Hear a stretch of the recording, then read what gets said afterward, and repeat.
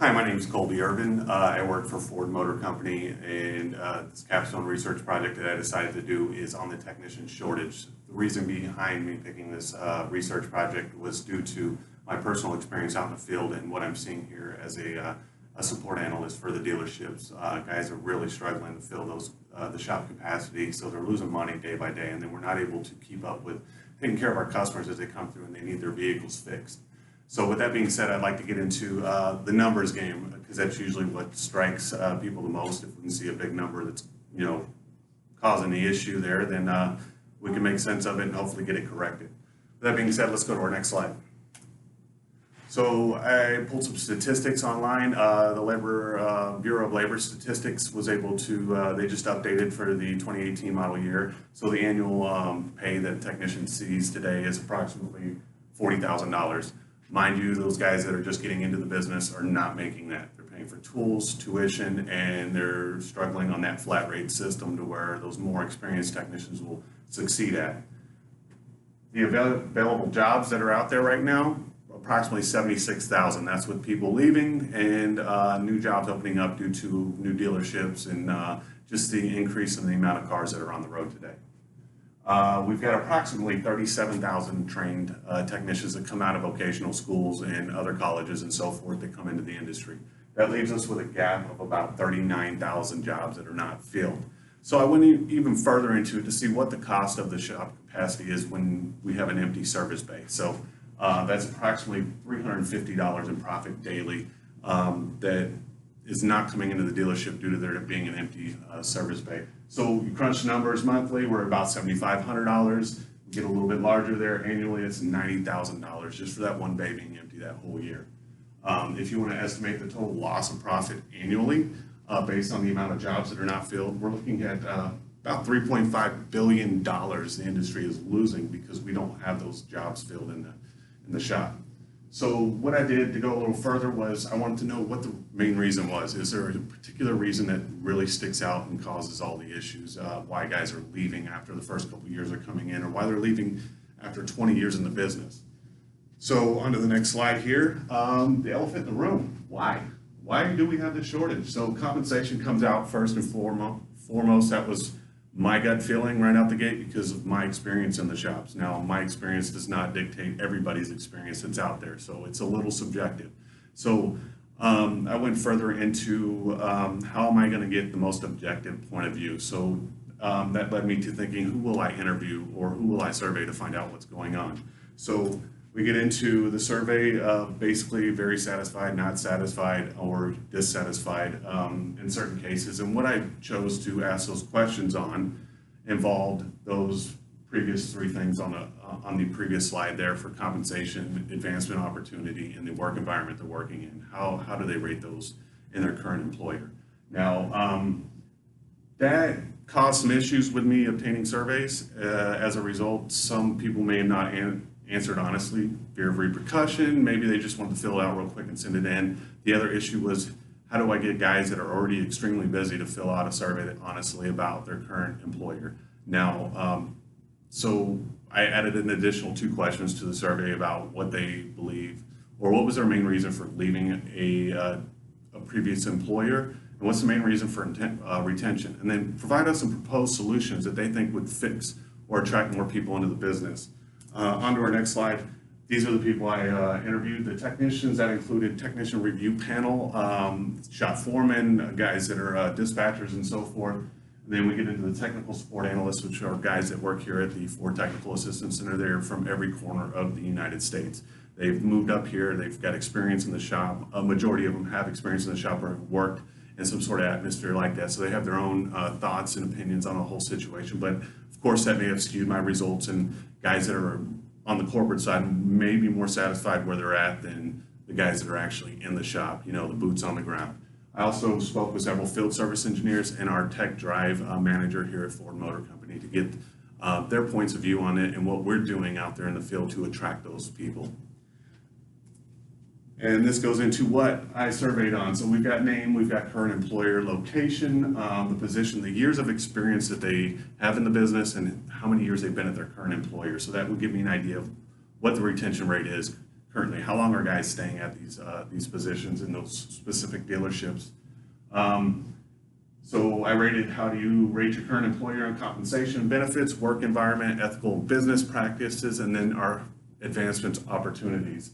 Is there a proverbial glass ceiling that's sitting over these guys' heads? Like, I can only make it so far. That was the feeling I got. So how do we open up these other avenues for growth? Like I said, the reasons for leaving a past employer and the reasons for that influence retention kind of helped me out with the survey, and we'll get into those results because it kind of gave me two sides of the story here.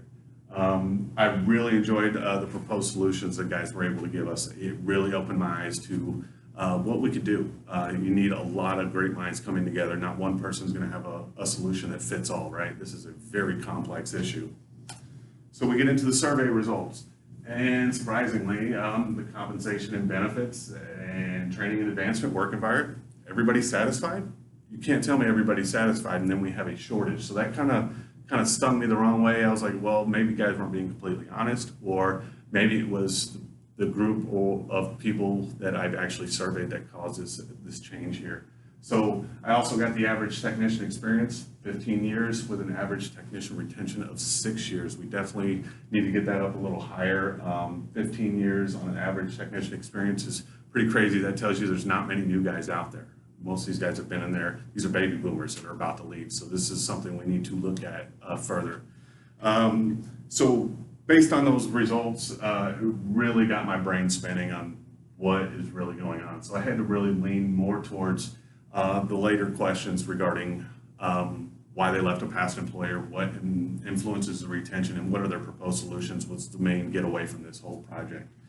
So going into the next one, complex problems require complex solutions. That is no joke here because, like I said, there is no cookie cutter way to take care of this issue or address this issue. Each dealer is its own unique organism, its community that it has to stay involved with.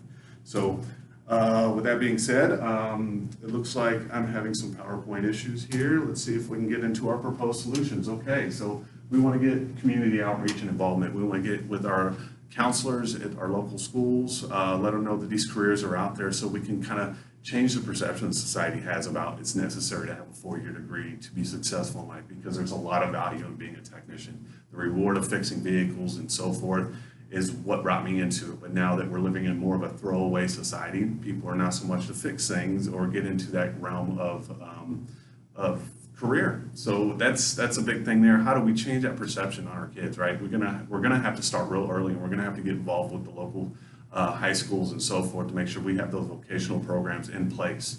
We want the competitive pay plans. After talking with our tech drive manager, they proposed a whole slew of solutions based on what dealers that are doing it right and have no problems, and trying to pass that on to our other dealerships. And we're working as with other manufacturers as well, which is great. So there's a collective front that we're trying to attack this problem with. The competitive pay plans include like starting a new hire or a new technician out on hourly. That way they're not drowning as a result of not flagging enough hours due to the lack of experience. And then going even further on that, hey, flat rate still works in a lot of places, right? Guys are making tons of money. I did, but I was more experienced. I had the tools and so forth and the training necessary to take care of that. So we go further into guys at the latter end of their career. Let's push them more towards salary so they act like mentors towards the younger technicians, and they're not worried about making that check, and it doesn't turn into a sink or swim atmosphere where one guy's stealing jobs from the other. We're working together. We need that team atmosphere. We need that desirable work environment. That means no more open door shops. Let's get some air conditioning in there and some heating and cooling, because everybody's more productive when they're comfortable and they're happy. It's a proven fact. So let's cut to the chase and let's get these service departments updated, because in 20 years from now, people are already ordering everything online. That'll include their vehicles. So what's that going to say about the sales department that they've been investing so much money into? Let's step away from that and start focusing on our service department, which we're seeing a big focus at a shift here from a corporate standpoint at Ford. Everybody's, shifted, it was an 80-20, right? Sales of new vehicles was 80% of what we invested in, 20% in service. Now it's a 50-50 split. All right, it may need to shift a little bit more that direction as we move further into the future and people start ordering online. Order your vehicle online. Nobody likes to sit down in a dealer and go through 6 hours of paperwork. We want career and development planning is huge, right? Everybody wants to have a purpose, have continuous growth. Without growth, we die inside, right? Without change, it doesn't shake things up like we need it to. We get bored, we get complacent.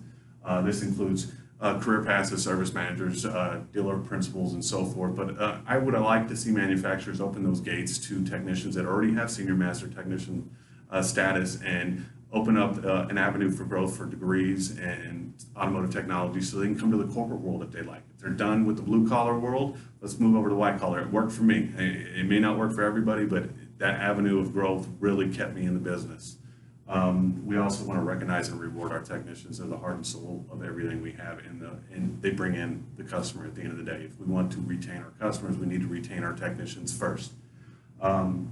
So I can get really long-winded on the several proposed solutions, of course, from a subjective point of view, but from my research, these are going to be the things that we're going to need to focus on as a collective. Every dealership has its own way of having to approach it, and that means an open line of communication between the management team and their technicians to make sure those guys are being taken care of so they can work together and bring in the most profit. Obviously, that's going to be the first thing that many of these dealerships want. They're run by accountants, more or less. It's they want that ROI, that return on investment. Well, a lot of this stuff is not seen. You can't see it on paper. It's reflected by just stepping in there, adding value to our technicians, empowering them to make the right decisions and take care of things, and getting rid of the roadblocks in the way for them to grow. With that being said, I conclude that I have faith that we're going to get where we need to go.